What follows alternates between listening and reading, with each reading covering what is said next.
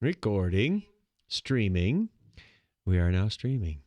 Smiles, all right, I'm gonna everyone. I'm gonna share. Sing the theme to Fantasy Island. Yeah. Okay. Anybody have the Love Boat on there yet, Craig? Yep, that was already on there. Yep. Alrighty. So what we're talking about, if you're just joining us, is Craig posted to the Consolation 2020 Facebook group, which is sort of the con that never was because of the lockdown. It was canceled before it was announced, I think, is right.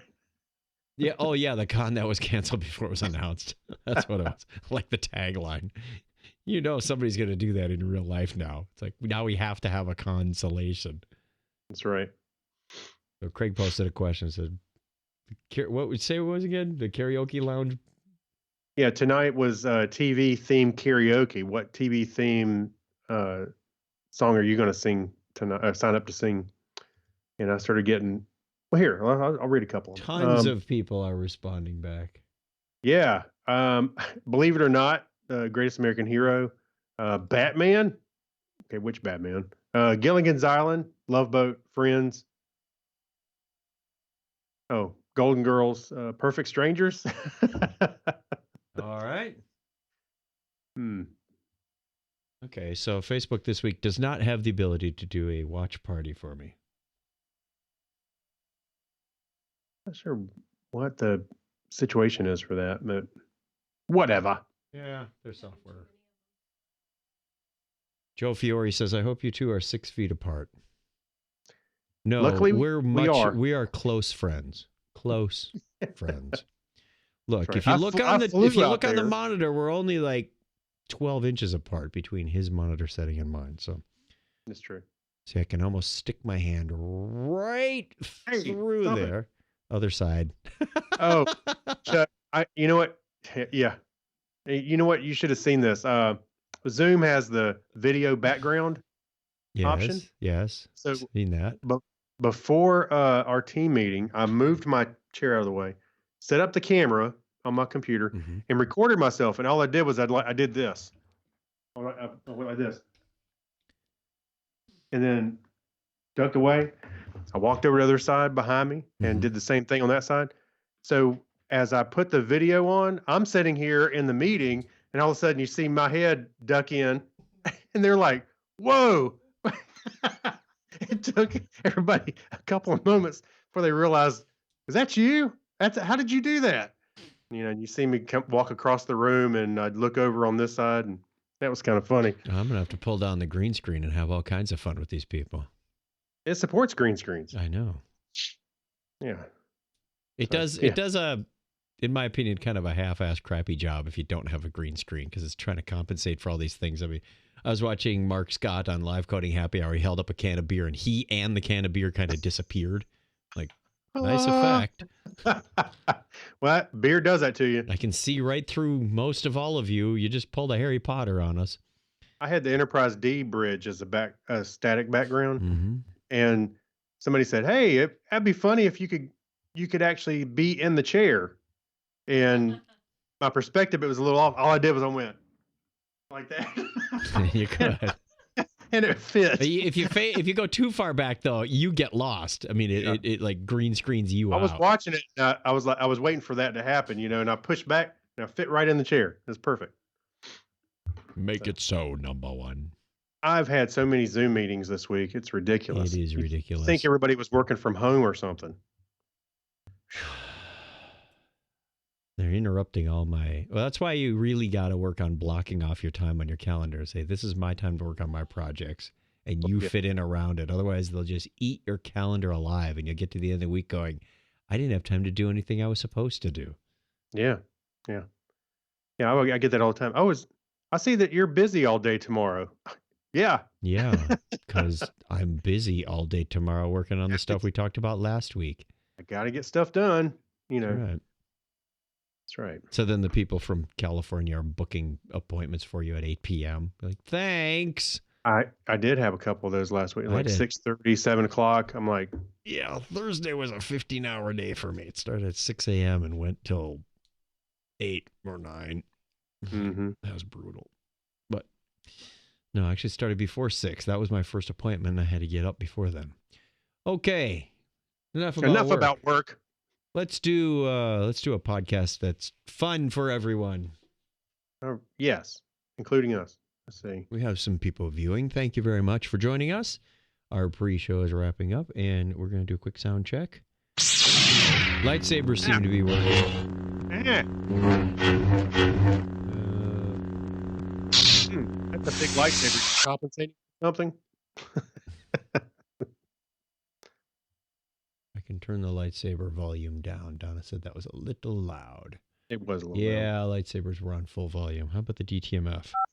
We're compensating for something. That's good.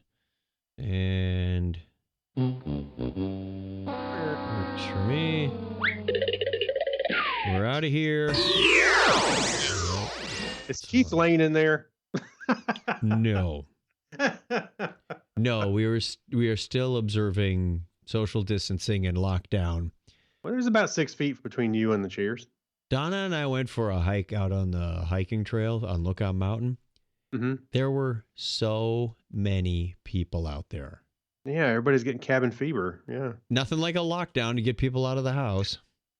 Well, I went for a run Saturday morning, and I was with Crazy. Dad. We were sort of distance apart, not too much, but there were a decent amount of people out there, but not enough where I felt I was in danger or anything. No, Plus you're out there, other open people. air. I mean, that's got to count for something. Oh, it spreads the germs better. Just kind of they float better because you got they wind. waft. Waft. Okay. That's it. Waft on the open air. All right, let's get started. Do the Picard maneuver. Pull the shirt down. Here we go. Ready? Yes. In 5, 4, 3. Technorama episode 593. Diagonally parked in a parallel universe.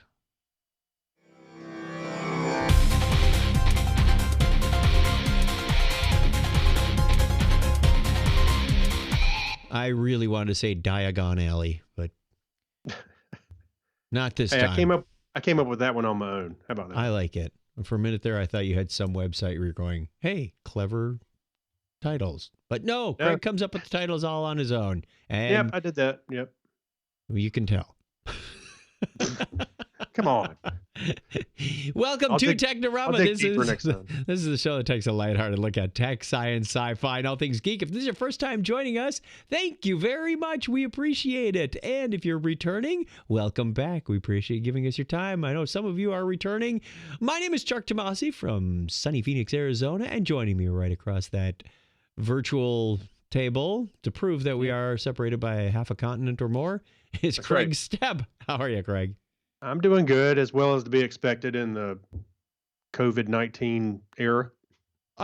For you and me, we've been working from home for quite a while, so the lifestyle change is not that significant.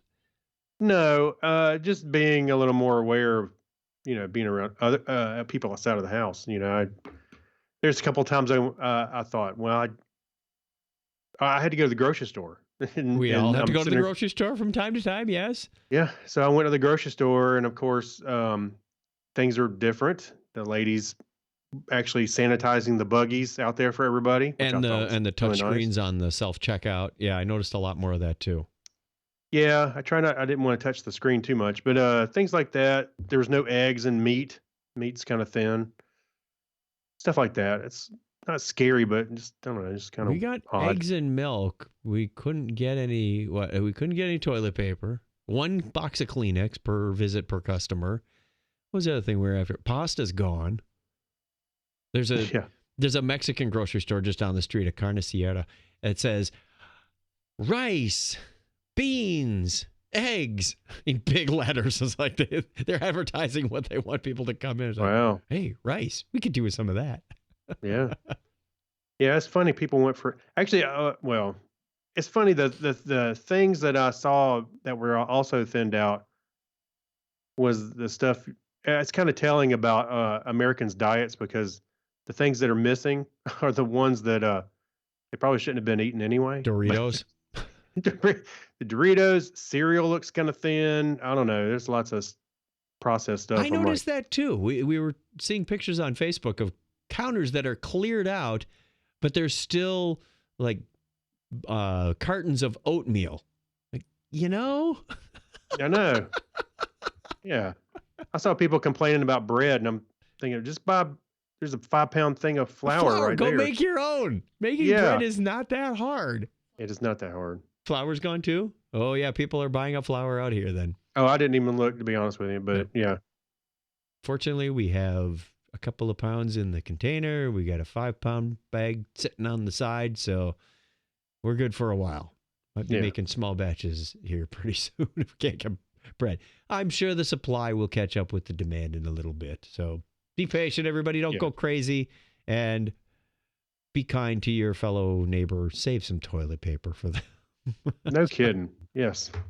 It's not going to be the currency of 2020. Yeah. Oh, we lost Craig. No, I'm right here. I had to close the door. Okay. In case a cat comes in. I'm hoping after at least a few weeks that the whole grocery store thing will kind of smooth out a little bit. I hope so too. Yeah. Hey, in the meantime, ours has gone from 24 hours to actually some fixed hours. What is it, 8 a.m. to 10 p.m.? I think they all have. They've got 10-hour downtime now. I do like, I will say this, I do like the idea, and some of them are doing this, where they open up an hour early for seniors. Yes, and I believe pregnant people are in there as well. One of our coworkers said the same thing. So good on them for adapting to the situation. Speaking of adapting, we asked our question last week. Let's get our feedback music going. Hey, Victor. Letters. Oh, we get letters. Oh, hey, Victor. Hey, Scott. Mailman. Message for you, sir. Joe Fiore. We're doing our shout out to the chat room while we're doing our other segments. Oh, boy. Hey, Facebook. Oh, wait, he's just in there anyway. Hey, I think we should limit our hours on this podcast. How about that? Yeah, Sunday night, 9:30 Eastern. We'll let elders and pregnant ladies in first into the stream. It's like I'm boarding an airplane. Do we have any military out there? Yeah. Yes, right. All right, we asked you last week, what are your favorite mobile games? And boy, howdy, we got a lot of responses. I'm going to pull the ones out of the Technorama podcast page first. Alexis Duran says, Fate Grand Order and Pokemon Go. John says, Jules 2, been playing the same round for 2 years. Haven't lost yet. Or won. He hasn't won either. Good on you. I'm not going to read all of the ones that came back in my personal list. Yeah. But we got Jack Mangan with mobile phone games or portable cardboard games. Good point. And then he responded back. His wife says, Jack Mangan, my thoughts exactly. Any game is portable if you try hard enough, says Clinton. I think tetherball is a particular challenge. I'm killed my back carrying that Pac-Man machine around for ages, but Jack says, Clinton Elford, pocket tetherball. That's $1 million idea. Pocket. Hey, no, you it's not.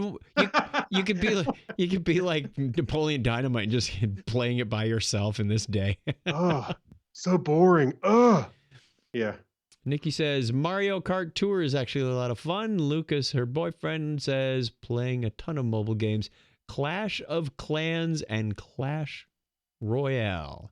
Call of Duty on here from Nate Welch. Solitaire from my sister. Good old classic Solitaire. You can play that electronically or the IRL version too. That's true. By the way, speaking of mobile games, yes. Just interject here. I went on the hunt for a couple of games. Thought it'd be nice to have something you could play offline. To be honest with you, it's kind of hard to find offline games. Sudoku, crossword puzzles like Sudoku, Lone something Guy's like that. Night says. Maybe some card games, but some of the other games you go, oh, this is great, and I have to have internet. Let's say you're on a flight or something. Oh, you're talking about electronic games to play. No, like on your phone. Yeah, like offline electronic games. Correct, offline. I'm just saying that a lot of them require internet so they can log in and try and upsell you on something. That does seem a little wacky. When you think of things like the Jewel games where you've got the tile sliding up and down, that could be an offline game easy enough. Yes, and I would be happy to throw a buck. Do you have something like that you can play offline? Yeah, Donna's saying, yeah, there are some that are out there. Oh yeah, there's a few. It's just they're not easy to find. So. Todd, poor Todd. He's got the oven mitt already. Oh, and he's got outside that's his the off- studio door telling us, I caught the oven mitt. He's probably running around with it stuck on his head. Yeah. I can't see. Yeah. No. What did you get on your responses, Craig? I only got a couple. Scott Tyler, Facebook. Facebook is an online game. Yeah. Okay. Kathy Esposito says Words with Friends and Boggle. I played Words with Friends before. That was kind of fun. Donna plays that all the time. What do you got? Like 3 games with your mom and Mad Marv and 10 games she's got going right now. I think she's been playing with 10 with her mom, just her mom. And you've got like Scrabble. 3 Scrabble games going left and right. So yeah, she's all over that. Let's see. My buddy Brian Davis said Word Stacks. And my old friend CJ Lamb says, sadly, Candy Crush. And he hangs his head in shame. My oldest sister said Candy Crush Saga as well. Hey, nothing wrong with that. What about you, Craig? Do you play any mobile games? I play Words with Friends. Angry Birds for a long time. Just something to kill time, waiting somewhere. Yeah. I've got Star Trek Timelines on there. I played that a little bit. I think Clinton Alvord, our buddy Clinton, he plays that. That's about it. How about you? I am not playing any. I have not played any online mobile games for a few years. I was playing Magic Piano for quite a while. I think 2011 to about 2016, which was a lot of fun. Oh. But then they changed it up. I'd earned all these points and got all these downloads, and they changed the whole monetization system, and suddenly my collection was gone, and I went, nah, it's not fun anymore. You beat it. Well, I didn't beat it, but I had a whole bunch of songs in my repertoire that I like to play, and when they're not there, like, I got to pay to get them back? No, thanks. So Yeah. it just, the way they changed the payment structure and winning and earning points, it kind of turned me off. So a lot of fun, but no, I'm done. I did go, and if anybody has a good suggestion, I was thinking of trying to find a good RPG offline game just so I could just pull it up. I mean, work on some stats a little bit and come back later, kind of thing. Nothing crazy, just something to play. Yeah. And I don't want to require, paying money to upgrade my shields or whatever. I just wanted something to play. So anyway, to call out. Anybody's got any suggestions? There you go. Yep, we're looking. I was just checking to see if there was anything in the chat room about any additional games, but I do not see anything. So let's go on with. Well, first we're going to play the outro music. Thank you very much. All right. We'll have another question for you at the end of the show. All right. Good night, everybody. Oh wait, that's too early. Is it? Is it really?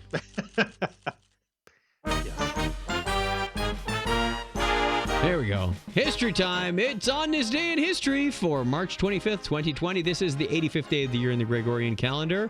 Feels like about the 257th day of this stay-at-home deal. But no. Yeah. There are 281 days remaining in 2020. It was on this date in 1584 that Sir Walter Raleigh was granted a patent to colonize Virginia. A patent? Yeah. Has he got a method? Special method to go with Does that? everybody who live there have to pay a patent license? Oh, maybe. 365 years ago today, Saturn's largest moon, Titan, was discovered by Christian Huygens. Huygens. Name of the probe that they sent down. Huygens. Yeah. It was 213 years ago today that the Slave Trade Act becomes law, abolishing the slave trade in the British Empire. Good on them. And March 25th, 1948, the first successful tornado forecast predicted that, wait for it, a tornado will strike Tinker Air Force Base in Oklahoma. Here's a tornado warning. Stay away from tornadoes. I don't see whether it did or not. So were they successful? It was just a prediction. It's like, we're predicting the end of the world on April 16th, 2085. Yeah. March 25th, 1948, the first success. Oh, you already read that one. United States Customs seized copies of Allen Ginsberg poem Howl on obscenity grounds. It was on this date in 1957. It was also on this date in 1965. The civil rights activist led by Martin Luther King Jr. successfully completed their 4-day, 50-mile march from Selma to the capital of Montgomery, Alabama. I have a dream, and now I have sore feet. No kidding. No, they completed that the day before I was born. Amazing what you can figure out what happened before you were born. Also on this date in 1969, during their honeymoon, John Lennon and Yoko Ono hold their first bed-in. It's like a sit-in or a love-in. Well, they had a bed-in where everybody just stayed in bed, which would probably work out really well today. They did that for peace at the Amsterdam Hilton Hotel, and they stayed there until March 31st. How about that? Also, March 25th, 1979, the first fully successful space shuttle orbiter, Columbia, was delivered to John F. Kennedy Space Center to be prepared for its first launch. Yep. And WikiWikiWeb, the world's first wiki, and part of the Portland Pattern Repository. Wow, there's a tongue twister. It was made public by Ward Cunningham on this date in 1995. Seems like it hadn't been that long ago, but yet it is. 25 years ago. Yeah, I know. Ugh. Oh, wait. Happy birthday goes out to... Go ahead. I was waiting for you to do it. Happy birthday goes out on this date to German mathematician and astronomer Christoph Clavius, born on this date in 1538. John Barry, the American naval officer and father of the American Navy, was born 275 years ago today. And born March 25th, 1800, German geologist and academic Ernst Heinrich Karl von Dijk. Pretty close. Yeah. American sculptor, the guy who designed Mount Rushmore, Gutzon Borglum, was born 153 years ago today. And born also on this same date in 1928, American captains. Where is he? I saw pilot and captain together. American captain, pilot, and astronaut Jim Lovell. That Jim Lovell? That Jim Lovell. American businessman who founded Domino's Pizza. No, his name does not include Domino. His last name's not Pizza either. Tom Monahan is 83 today. And DC Fontana, the American Fontana? That DC Fontana. What is she famous for? The American screenwriter and producer, was born 81 years ago today. What sort of things would we recognize her being a screenwriter and producer for, Craig? Star Trek. I'm just kidding. Star Trek. Ooh, you know what? We almost had a Skype glitch there. Yeah, I hear it fuzzing out. American actor and director Paul Michael Glaser is 77 today? Oh, man. And French volcanologist Maurice Kraft was born on this date in 1946. Nailed it. Also born on that same date in 1947, English singer-songwriter, pianist, producer, and actor Elton John, a.k.a. Reg Dwight. Yeah, that's right. And also turning 70 today is American singer-songwriter Ronnie McDowell. That Ronnie McDowell? Yes, that Ronnie McDowell. Also born that same date in 1965, American actress, producer, and designer Sarah Jessica Parker. That Sarah Jessica Parker? That's the way it was on this day in history for March 25th, 2020. And we forgot to listen to birthdays. Oh. I think we're going to have to do an impromptu real quick. Play the music, and I'm going to pull up another browser tab. Oh, that wasn't the end. We have time. Oh, we can salvage this from the We'll edit this out. Oh, maybe not. Oh, here it comes. Yeah, but too late. Let's see if we can do it real fast. Nick St. Gabriel on the 25th, Chuck Tomasi on the 26th, Brenna Baird from Hampton, Virginia on the 26th, and that's the birthdays for this week. Happy birthday to all of you. That's the way it was on this day in history for March 25th, 2020. If you want to get your name on the birthday calendar, go over to chuckchat.com/wiki. We wish you all the best. If it's your birthday and you're not on the calendar, happy birthday to you. And if you get your name on the calendar, we'll give you a shout out at the appropriate time of year. Little unstructured, but still worked. Yeah, it worked. Let's do some news. Let's see. Pretty startling news. You want startling news? I don't know what order these are in anymore. Here, we'll do the crybaby. Good news, those crybabies. Hey, I do want to say up front, I tried to Yes. find articles that was not related to the COVID-19 virus. It's pretty hard, but there is one in here, It's and there's a hard. reason for Hey, it. it's hard because all the scientists are at home too, so they're not making news. So we're going to report all the fake news we can find. Oh, we can. We can Oh, we're make doing up, that. We can Okay. make up news as we go. Hmm. Okay, We're just going to change the Chuck Chat to Cliff Clavin. that's right. All right. Oh, am I doing the first? You're one? going first. Okay. So the first article is about an algorithm that has produced every potential music melody so no one can ever sue for copyright infringement. AI for the win. Okay. So new music is no longer something due to a pair of attorneys who made an algorithm. A pair of attorneys. I see where this is going already. Who made an algorithm to write each and every musical tune that could possibly exist, as opposed to claiming all songs as their private property. But the duo have released their whole catalog of songs into the public domain. Wow. In the expectation that this will bring an end to copyright laws. I doubt it. That was a personal editor note for me. I doubt it. Lawyer, musician, developer Damian Ryle developed the idea after realizing that all singer-songwriters are basically walking on the melodic minefield. Because who knows? Since there are only a finite number of melodies that could exist. Therefore, with every new song that gets written, the odds of producing something genuinely unique decreases, and the chances of composing a melody is already recorded by someone else. So,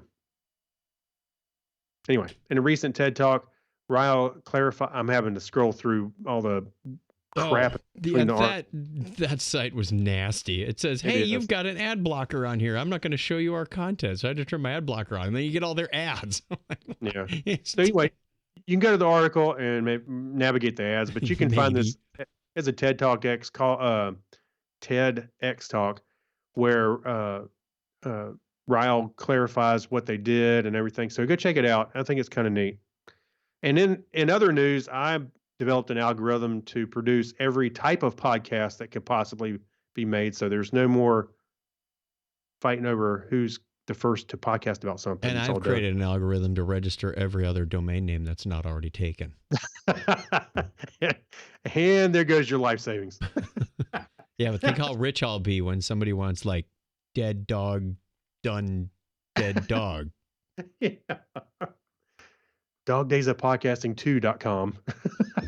Speaking of dog days, you started up another dog days, didn't you? Yes, I did.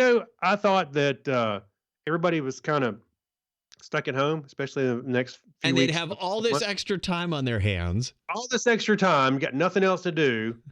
I thought, what the heck? I would bring back the dog days of podcasting. So But I'm first explain what the dog days of podcasting is for the people who have not heard of it before.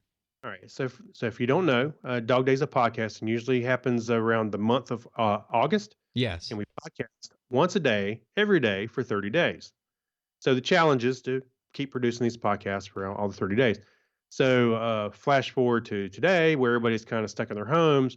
I thought it might be fun to kind of build on that and build our community that shows up around all these shows while we're stuck in the house. So somebody can record and you can listen to all these podcasts as people are creating them. You can go to dogdaysofpodcasting.com and find the links to subscribe to it if you want. But what's fun is I joke about it, it was a joke and now it's true. You got so many podcasters producing podcasts. The challenge isn't so much making the podcast as it is now listening to them all. But a community kind of springs up out of that. People start talking to one another. We have a Facebook group and it gets kind of fun and lively in there. So feel free to jump in on any of that. If I don't have the Facebook group link on the website, I'm going to do that right after our show. All right. So check it out. I think Dog we've Days of also- Podcast. You've also done Dog Days of Advent as well. Yeah, we do Advent. Now, oh, by the way, this is called Dog Days of Quarantine. So, Mhm. so anyway. Well, at least you didn't call it Dog Days of Coronavirus or something. That just doesn't roll off the tongue. No.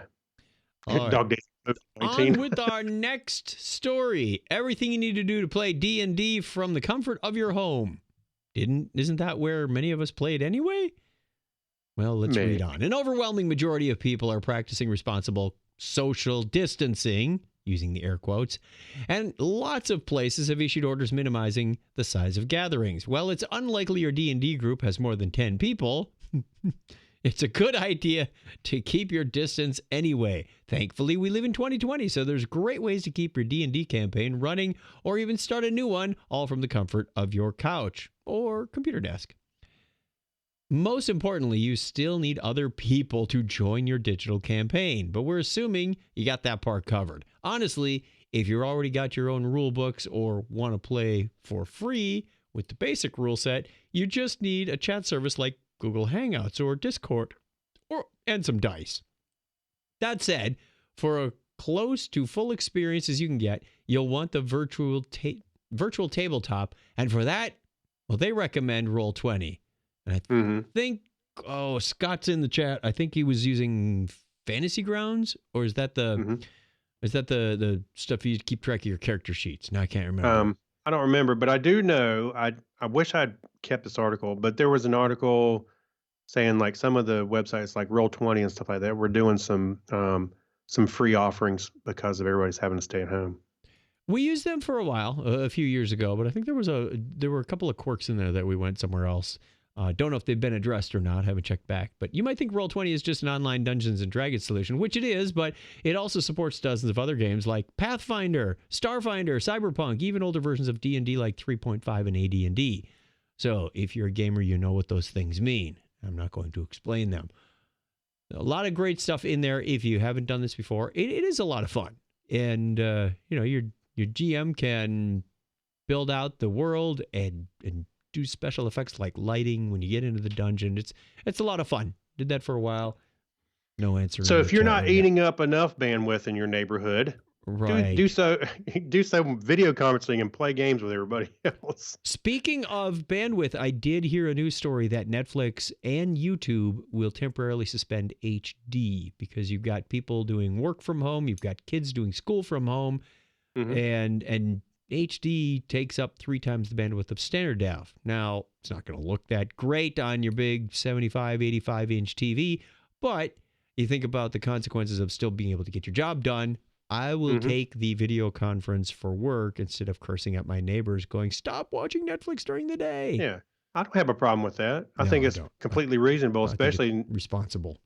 Yeah, I think it's totally fine. And thinking that, I know not everybody is just streaming to their TVs. A lot of people stream to devices like phones and iPads and whatnot. So what's the big deal if the quality drops down a little bit? You're probably not going to see it on an iPad or a phone. I really wanted to have like an 8-bit version of Star Wars or something on the screen for that story. So this pixelated version, like, is that Luke? I think. Yeah. All right. So next anyway, story. So speaking, I know I tried to find articles that wasn't necessarily related to the virus, but this one's got a nerd factor to it. I thought it had a nerd factor to it, and I thought it was interesting. So this AI camera can detect people who have COVID-19 and immediately have them removed from the population. Apparently, they don't only have COVID-19, but they've got purple teeth. Yeah, he looks a little...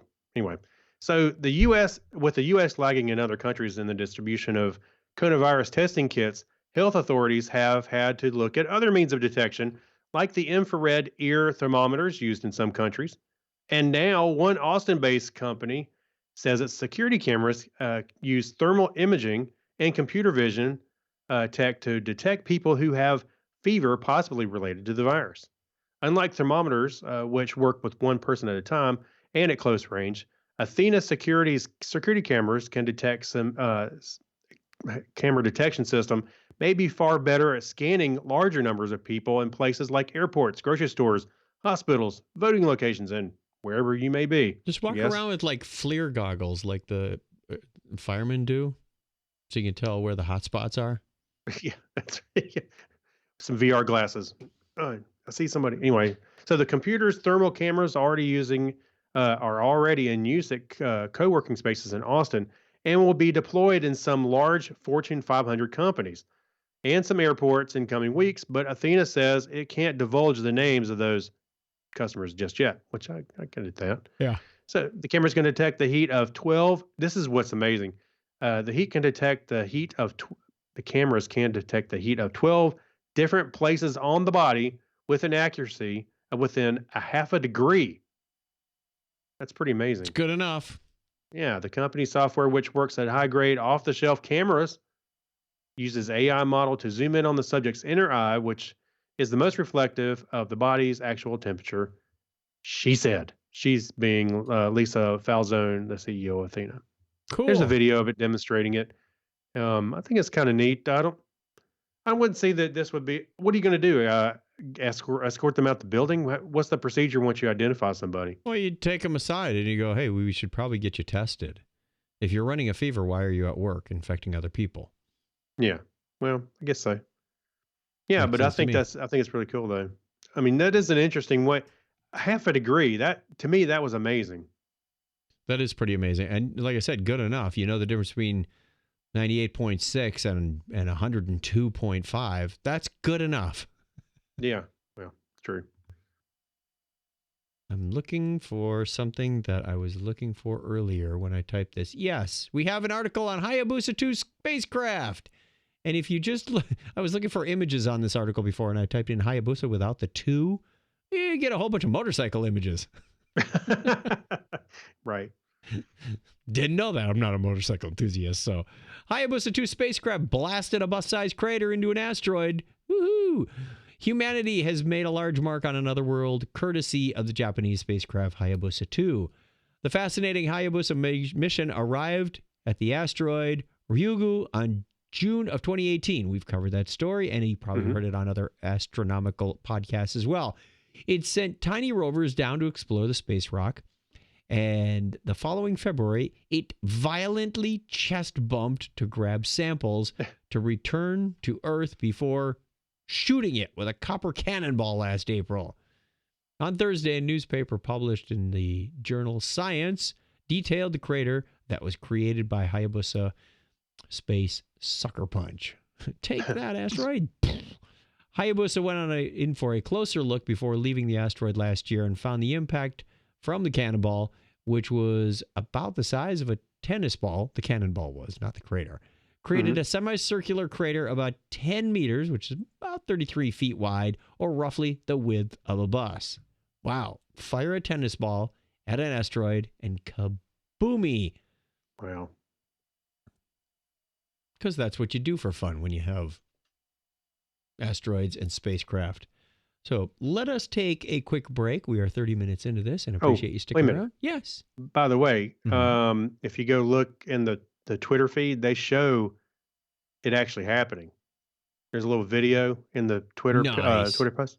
You can see it go, boom. You know, it's not, I wouldn't say it's super, you know, it's really cool to see. Imagine that this is on, you know, another world, or I wonder if that much planetary impact body. changed the trajectory of the asteroid, and now it's going to run into Earth in the future. Yeah. Yeah, that started slightly, just half a nudged degree. it, yeah. Yeah. It nudged it, so the orbit is now changed. And Hey, you thought the COVID-19 was your worst nightmare. Guess what? Not yet, it's not. No. Okay, let us take a quick break. We will be right back with some more stories. All right.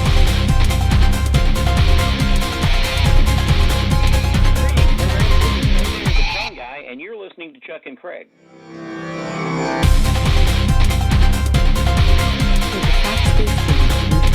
With astronomy. Join me, Dr. Pamela Gay, and my co-host Fraser Kane, publisher of Universe Today, as we discuss not just what we know, but how we know it. Topics range from dark matter to why Pluto isn't a planet. Get your episodes today at astronomycast.com or look for us in iTunes.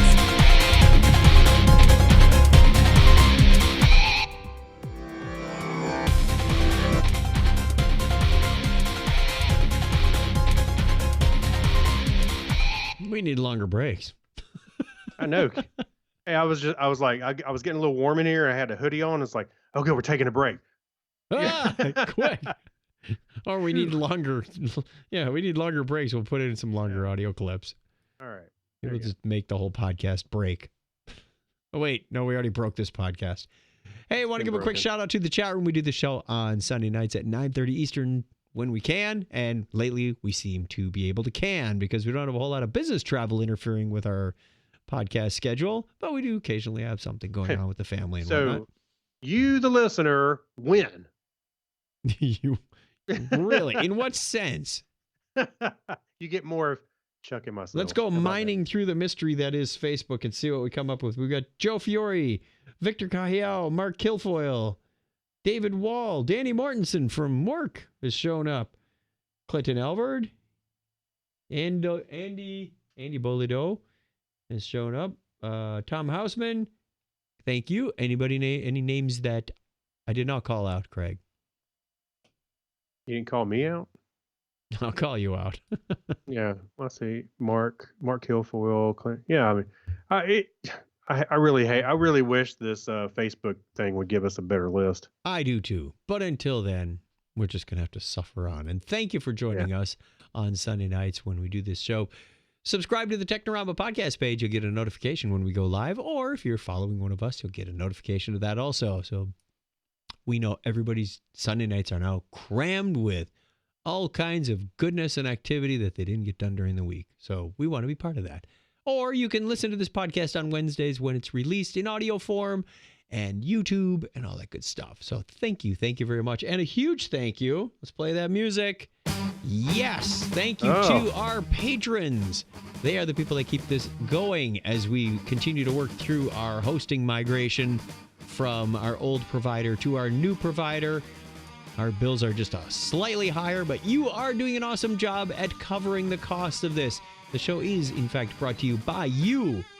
The likes of Kyle Nishioka, Abner Braverman, Ben Vaughn, Mike Wills, Night Gig Studio, Gary Lindros, John Clifford, Leon, John Noble, Chris MC, Alexis Duran, Saturday Morning Media, Steve Therian, Jorger Schrauen. You guys are awesome. Amber Elstad, Harold McKinstry, Amy Bowen. Can't tell you how much we appreciate your help. Denise Inglis, Stephen Wetchy, Dean Jensen, Dandy Mancoyer, NCAF1, Christina, and Brian Brown.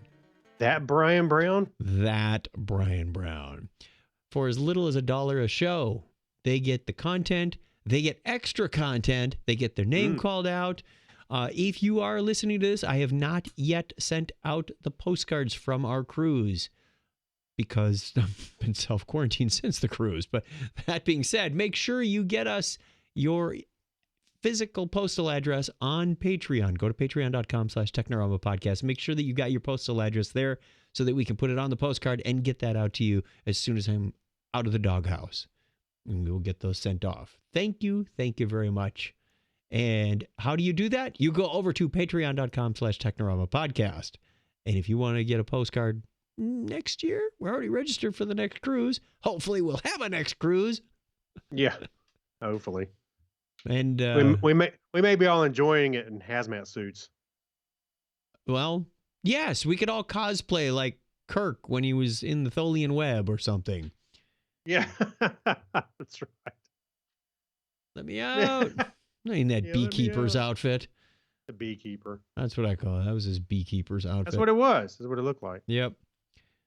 Or, no, there was the other one in the Naked Time where they had the suits on, but just don't take your glove off and touch anything or you'll go crazy and drunk and wind up sleeping with Tasha Yar. No. Whoa, sorry. What? On that note, let's get on with the... That don't sound so bad.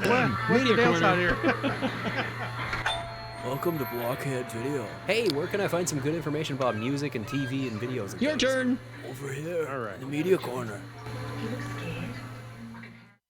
Are you stuck at home? Why, yes, I believe you are.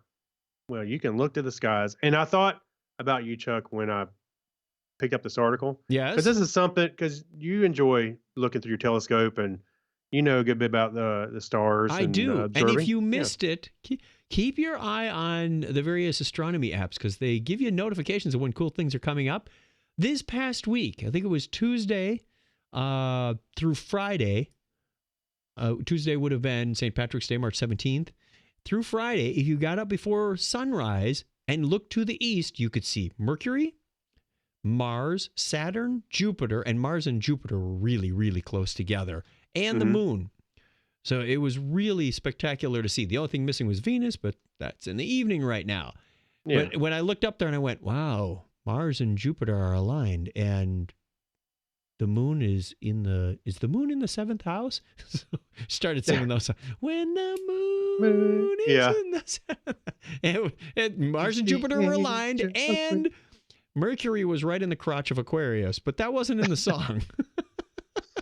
I think maybe Aquarius needs to take a shower. No, they do say love will steer the planets. I just don't know where it was steering it. Right. Well, anyway, if you're stuck around your house, hey, there's nothing keeping you from at least going out in the backyard, right? Or with a telescope. Right. Somewhere up there in that area of the sky, there was also a comet, but you couldn't see it with the naked eye, which I thought was pretty freaking fantastic for a morning stroll. For quite a while, I had the ISS tracker app on my phone, and it was fun that I'd get a notification. I'd drag Harrison out in the street, and we go. Still do. You could see it. Yeah, you could see it going flying over. I haven't spotted it in a while. I'm going to have to go put that app back on my phone, but that was always fun. I'm not getting notifications either, but we did get one when we were at the Botanical Gardens last fall, back when you could go out and socialize with people. And we're walking along, and all of a sudden I get the alert, and I'd point up at the sky, and people go, "What are you looking at?" I said, "There goes the International Space Station." And pretty soon people are going, "Wow, really? That's it? Oh, cool." That's the reaction I got, except for at first people go, "What the hell is he doing? He's down the street." Pointing at the star. There it is. I found it. And they're like, what is it? Anyway, once they figured it out, it's like, oh, that is pretty cool. So what does CNN Travel have to tell us about? So they're trying to spread a little interest about that. Well, obviously you're not traveling, so virtually you can travel somewhere. Observing celestial sights could connect us all during a time when we're forced to be physically apart. That was the idea of Megan Eves, a writer and amateur astronomer who was scrolling through Twitter and reading users' complaints about being stuck inside their homes. The spread of the coronavirus has forced many countries to issue strict rules about social distancing.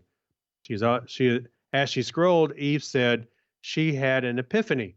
I thought, well, if you're stuck here looking at Twitter, you might as well go outside, just go out and look at the stars together, right? Right. So March 15th, she started leading a virtual stargazing session on Twitter, aptly given the hashtag Starentine.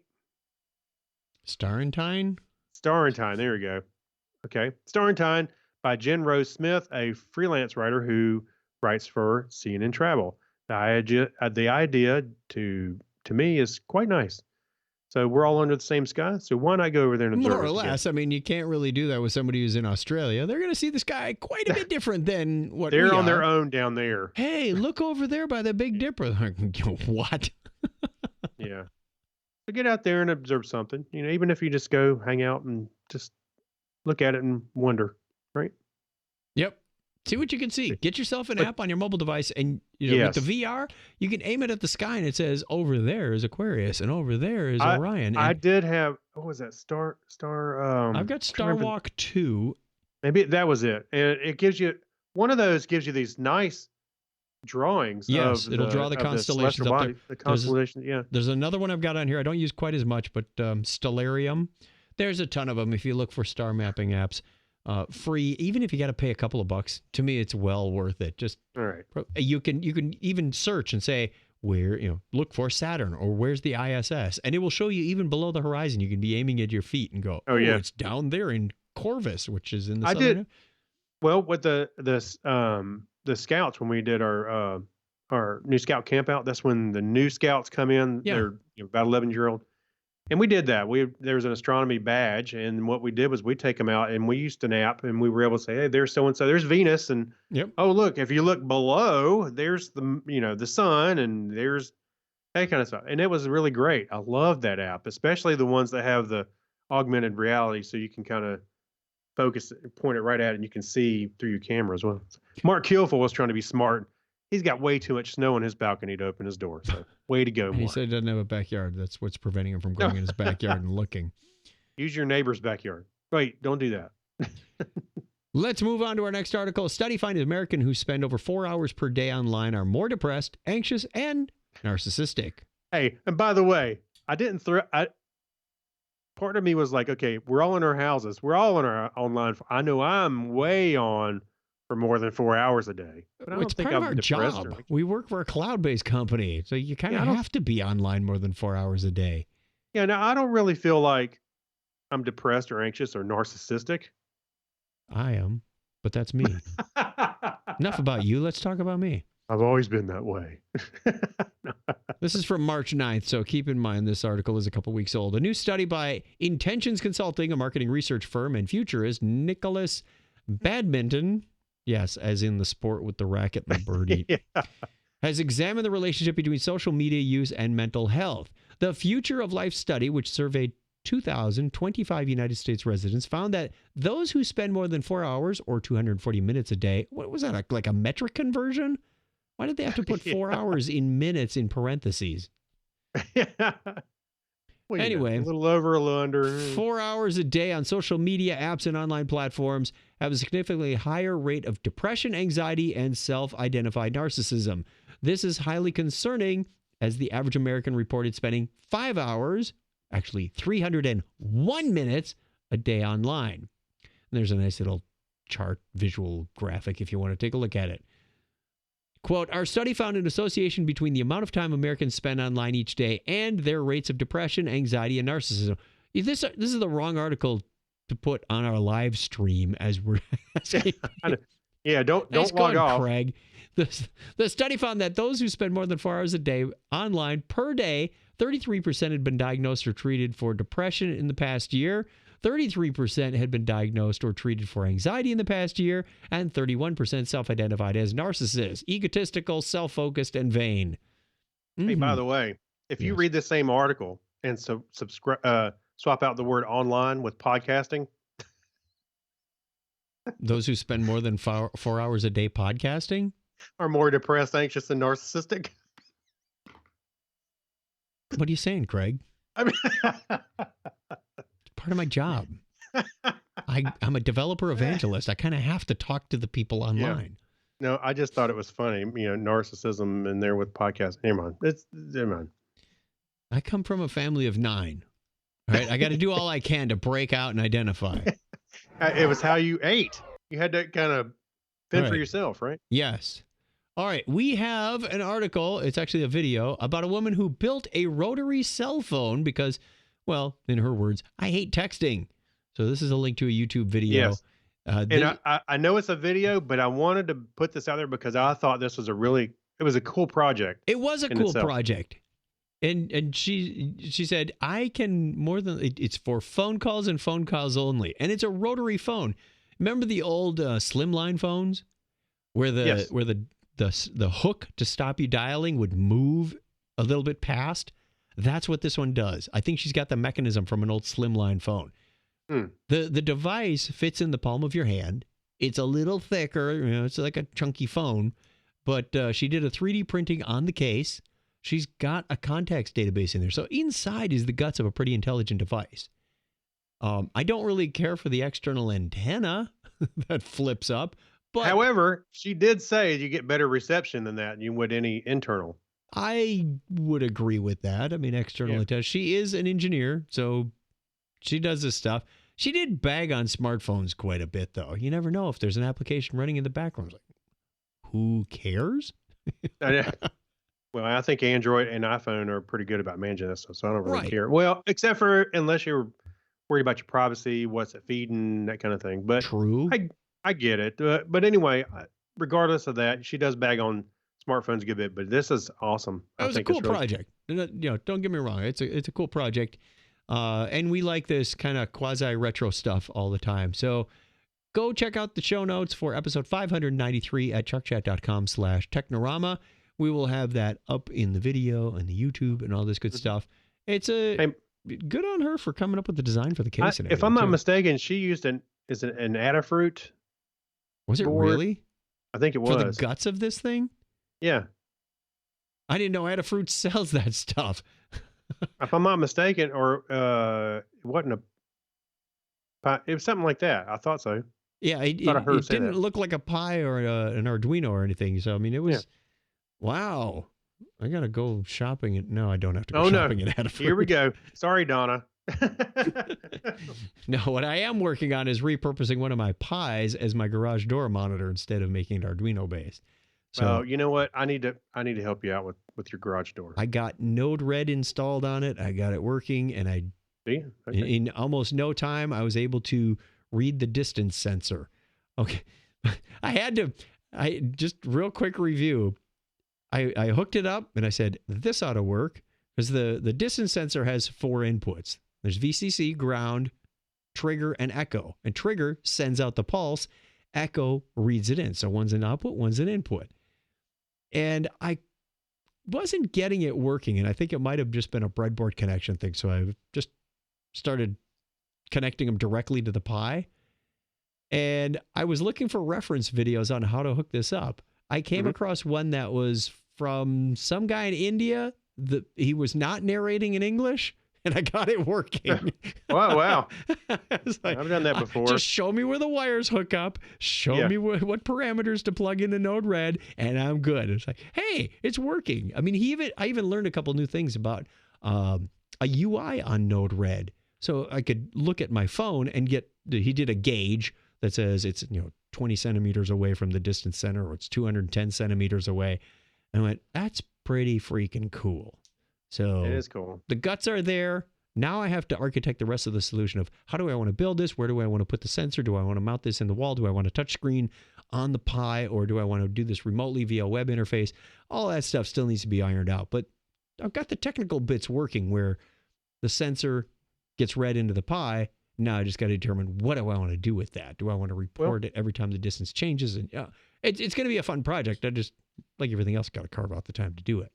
Hey, can I share what I did with my garage real quick? Yes. All right. So I have Wise cameras and sensors. So I have a garage door sensor, and I also have a Wise a plug, smart plug. So I put the smart plug over my garage. So what happens is the Wise app, I hit open the garage door. Of course, the garage door is that smart switch. Yep. It turns it on. What I plugged into that was a power relay. It's like I forget the actual name of it, it's a debounce or something. So what happens is you can tell it when power gets to you, you make this connection, or the connection's on, and when the power gets to it, it opens it up. You can tell it to go either way. So what happens is I tell Wise, open this thing, turn on the power switch.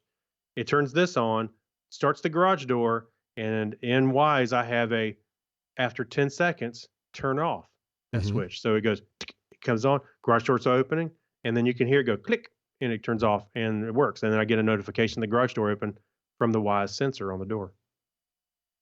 Ta-da. Nice. Yeah. Worked pretty well and cost me $12. Easy. Yeah. That's probably cheaper than my solution will end up being.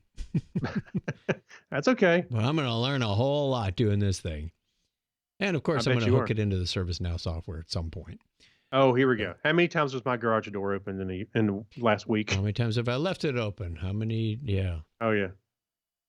Yeah, All that's the right. other thing about the Wise sensor. I've got it set up where if it stays open for more than 40 minutes, it'll ping me.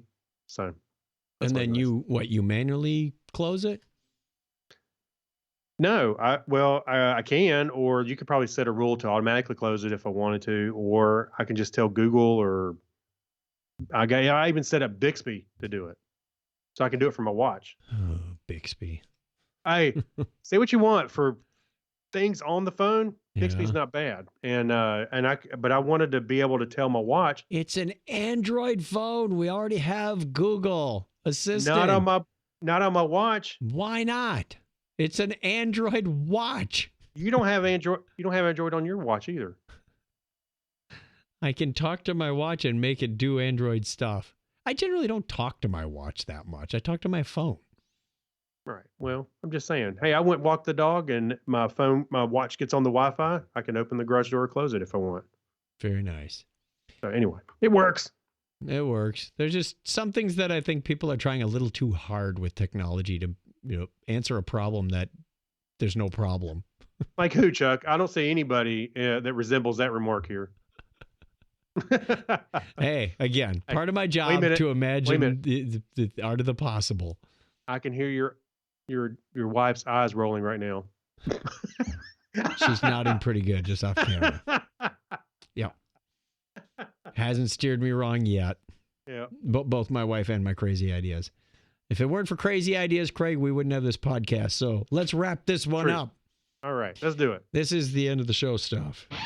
So thank you very much for joining us. You can get in touch with us, as always, on the listener line, 707-530-2428.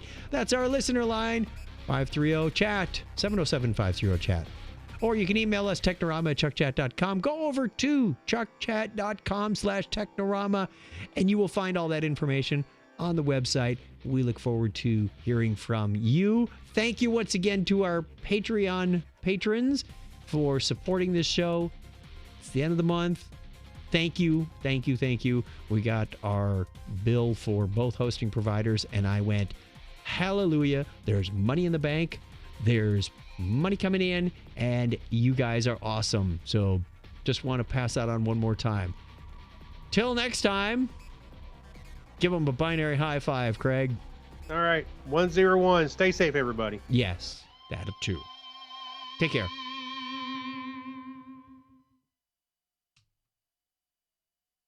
Did I do it right this time, Donna?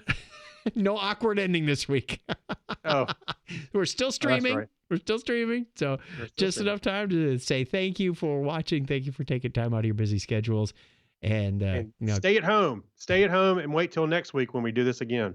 give your family a hug. Well, actually, hugs. If it only your family, if they're confirmed good.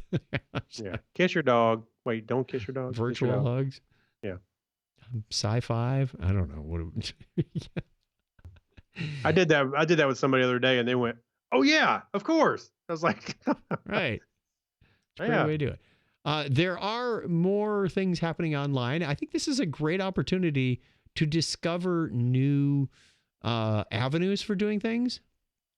So maybe we'll save that for the Patreon show. Ooh, there's a Oh, topic for us. there we How go. is this changing your the way you work and the way you live, and opening your eyes to what those opportunities are? So we're going to talk about that on the Patreon show. So there's a teaser for you if you want to join us. It's a totally different format. It's not structured. It's a kind of conversational flow for 20 minutes or so. And again, just our way of giving back to the people who give to the show. So we're going to That's right. record that now, and it comes out first. So we will talk to you again real soon. Thank you once again for watching, and sci-fi out. all right. Bye, everybody. Bye.